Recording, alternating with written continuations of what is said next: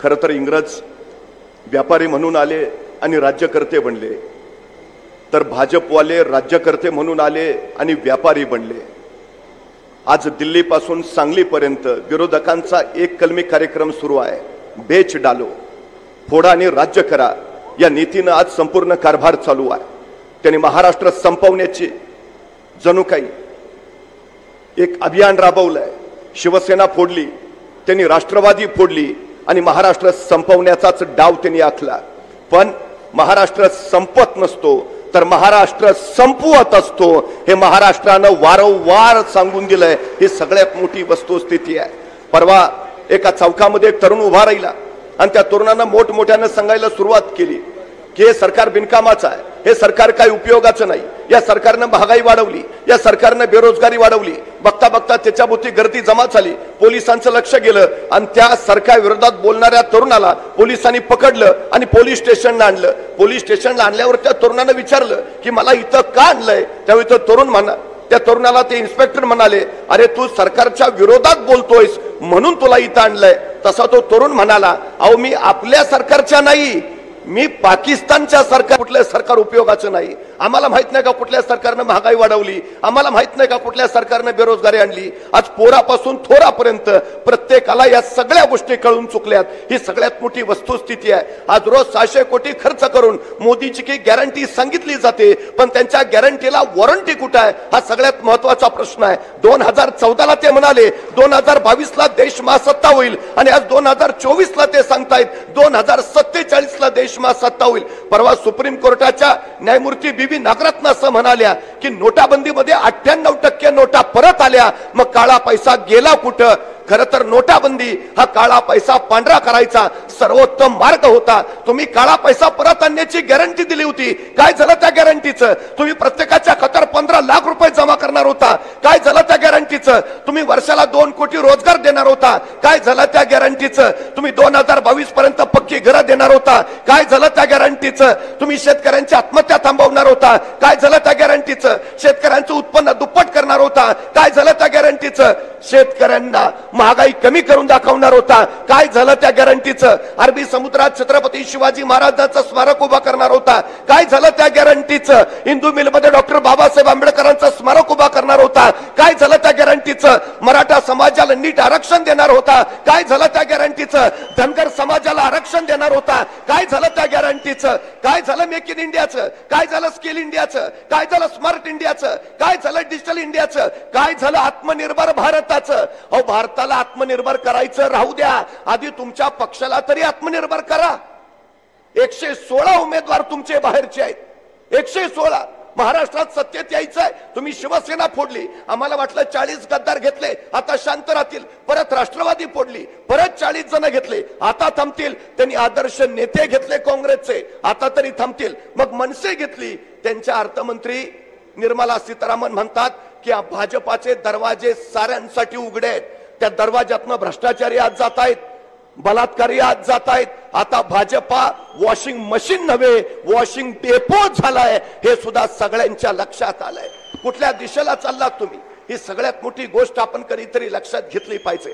खरं तर एक गोष्ट आपण निश्चितपणे लक्षात घ्यायला हवी, साधा एक गोष्टीचा विचार आहे। याच भाळवणीमध्ये साहेब एक योद्धा जन्माला आलाय, छत्रपती संभाजी महाराजांचा मृत्यू झाला, या राज्याला राजा नव्हता, त्यावेळी राजाशिवाय इथली प्रजा लढत राहिली आणि भाळवणीतल्या या योद्ध्यानं या आसपासच्या परिसरातली 3000ची फौज गोळा केली आणि सरळ औरंगजेबाच्या छावणीवर छापा मारला। औरंगजेबाच्या छावणीचे कळस कापून आणले, ते सरसेनापती संताजी घोरपडे हे या मातीतले आहेत। जेव्हा जेव्हा राष्ट्राला गरज पडली तेव्हा तेव्हा हा महाराष्ट्र ठामपणे उभा राहिलाय, ही सगळ्यात महत्वाची वस्तुस्थिती आहे। खरं तर संभाजी महाराजांच्या मृत्यूनंतर महाराणी येसुबाई राणी सरकार आणि शाहू राजांना कैद करून औरंगजेबाकडे ठेवण्यात आलं, पण या कैद्यामध्ये महाराणी येसुबाई ना या दिल्ली पती पुढे झुकल्या ना त्यांनी कधी त्यांना मुजरा केला। औरंगजेबाच्या उरात सतत सल होता की संभाजी महाराजांना मारलं,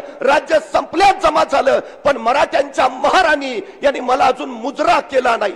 पण त्याच वेळी याच मातीतला एक योद्धा आमच्या मसवड शेजारच्या कारखेलमध्ये स्नानसंध्या करत असताना हर हर शंभो म्हणत असताना त्याला मारलं गेलं। आणि त्या संताजी घोरपडेंचं शिर दाखवायला औरंगजेबाच्या दरबारात पाठवण्यात आलं. खरं तर औरंगजेबाला वाटलं ही नामी संधी आहे, मराठ्यांची महाराणी माझ्या पुढे अजून झुकली नाही, लवली नाही, नमली नाही. आज मराठ्यांचे सरसेनापती त्यांचं शिर बघून तरी त्या झुकतील म्हणून तबकामध्ये संताजी घोरपड्यांचं शिर आणलं गेलं. महाराणी येसूबाई शाहूराजांना बोलावलं गेलं आणि औरंगजेबाने इशारात केली तसं त्या तबकावरचं वस्त्र बाजूला केलं.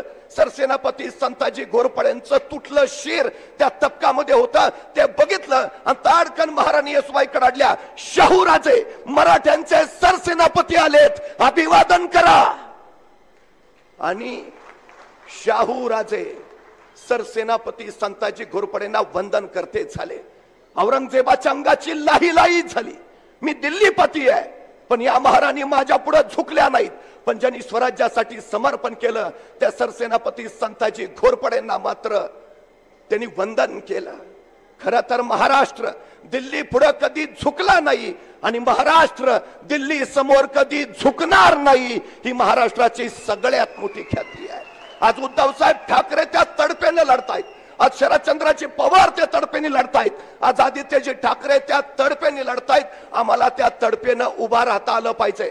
खरं तर आज गद्दारीच्या नावाखाली महाराष्ट्र धर्माला डागण्यात येत इथले अनेक गद्दार दिल्लीपतीच्या समोर मुजरे घालत हुजरेगिरी करतायत. ही या महाराष्ट्राची सगळ्यात मोठी शोकांतिका आहे. काही प्रत्यक्षात जाऊन मुजरे घालतायत, काही बाजूला थांबून मुजरे घालतायत, ही सगळ्यात महत्वाची गोष्ट. पण जाता जाता एक गोष्ट सांगून देतो, हा महाराष्ट्र वाघांचा आहे, ही शिवसेना वाघांची आहे. उगा कुणाच्या वाट्याला जात नाही, पण कुणी डिवचलं तर फाडल्याशिवाय आणि गाडल्याशिवाय राहत नाही, हा इथला इतिहास आहे. हा महाराष्ट्रात धर्म वाचवण्यासाठी महाविकास आघाडी उभा आहे. त्या महाविकास आघाडीचा धर्म पाळणं हे महाविकास आघाडीतल्या प्रत्येकाचं कर्तव्य आहे.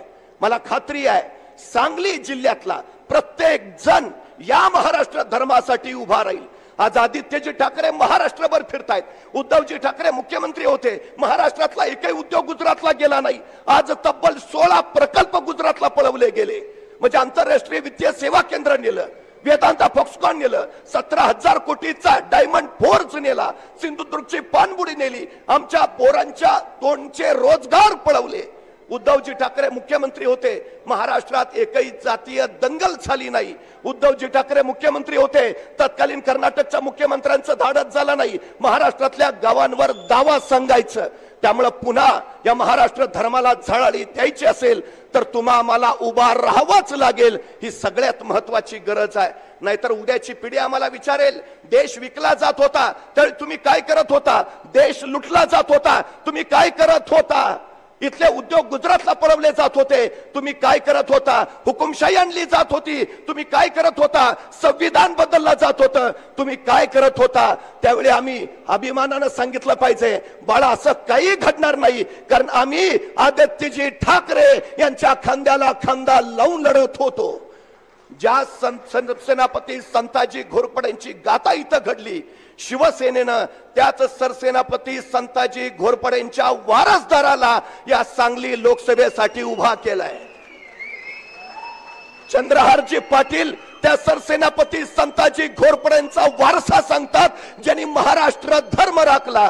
त्यांच्या पाठीशी उभा राहून आम्हाला तो महाराष्ट्र धर्म राखायचा आहे एवढं लक्षात असू द्या. मला खात्री आहे येत्या 7 तारखेला आपण मशालीच्या चिन्हाचं बटन दाबून चंद्रहार पाटलांना प्रचंड मताधिक्यानं विजयी कराल. निश्चितपणे सांगलीच्या विकासासाठी, नव्या इतिहासासाठी आपण हे कराल याची खात्री आहे. आपल्या सगळ्यांना त्यासाठी शुभेच्छा देतो आणि थांबतो. धन्यवाद.